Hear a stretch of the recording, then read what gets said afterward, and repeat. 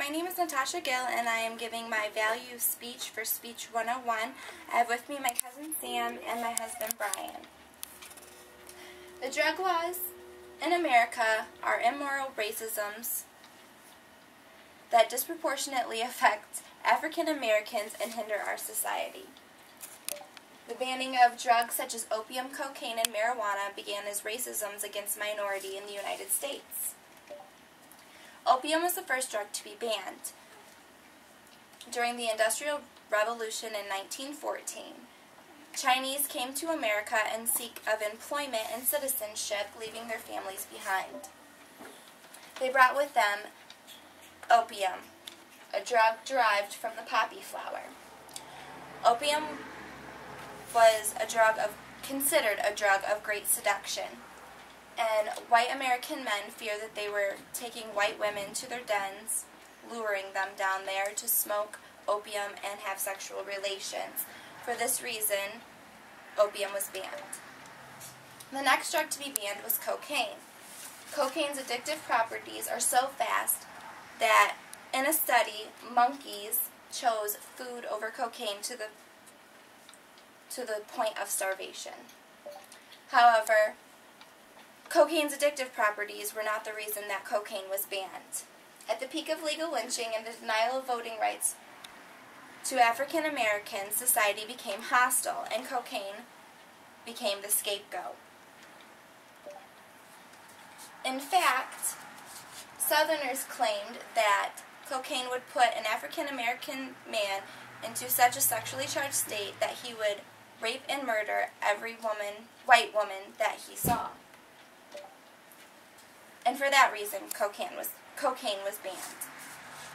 Interestingly enough, cocaine was introduced to the United States in a wine called Vin Mariani, which was endorsed by 3,000 physicians and Pope Leo XIII.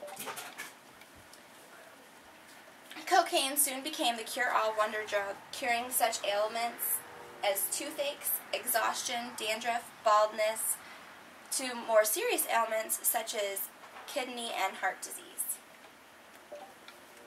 It was even put into pep pills and prescribed to African American men that were dock workers, so they were able to work longer hours without fatigue.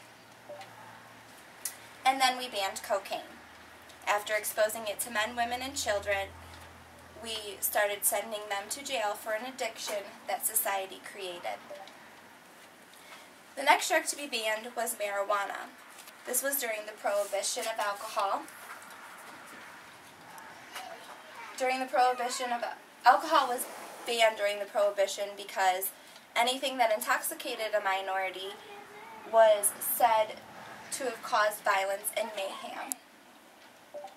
At this time, jazz clubs were very popular, and marijuana was the only drug left in terms of legality. However, most jazz musicians were people of color, therefore it's no surprise that states began to ban marijuana. However, marijuana was banned on a federal level to keep the Mexicans out of Texas and California.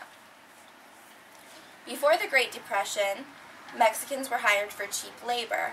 However, with the shift in the economy, Mexicans were no longer needed nor no longer wanted. Now that we have talked about the racisms involved with the American drug laws, let's talk about how they hinder society.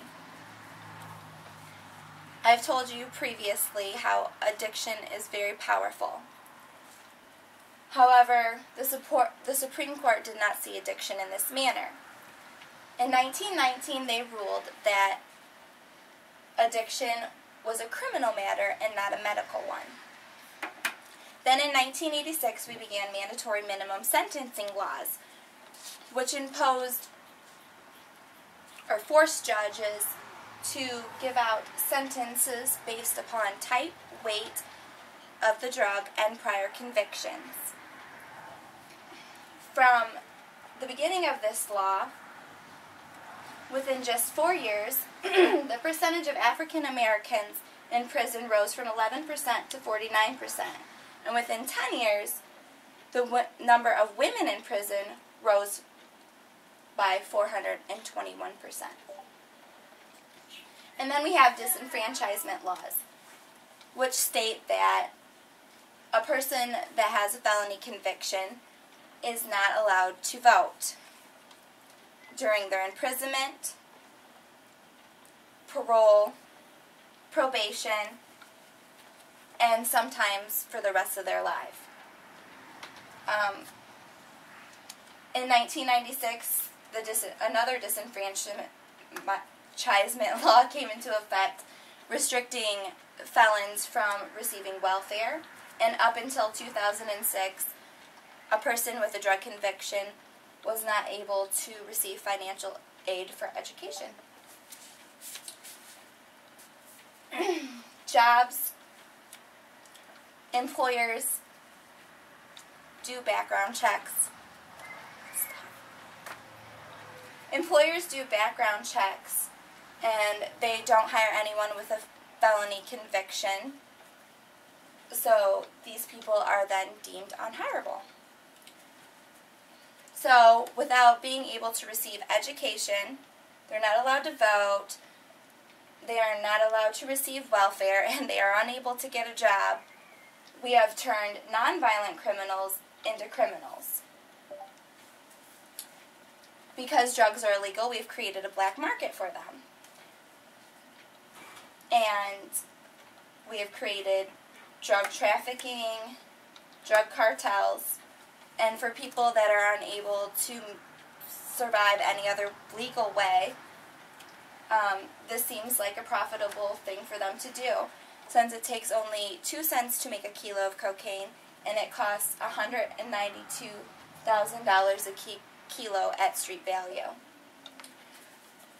We spend $100 billion a year on maintaining these racist laws, which 70% of that goes to police, prisons, and military, and only 30% goes to education and treatment services.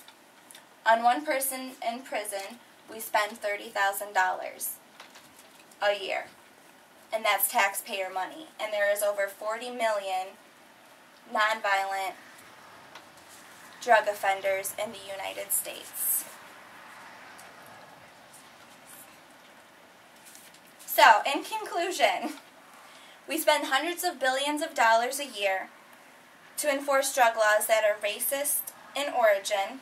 We refuse to treat addiction as a medical problem and instead impede criminal sanctions that carry from 10 years to life in prison. Then we add disenfranchisement laws which deny voting rights, welfare, education, and deems these individuals unhireable, which escalates nonviolent offenders into violent criminals that have no other option for survival. These laws are immoral racisms that disproportionately affect African Americans and hinder our society from rising above our horrific past.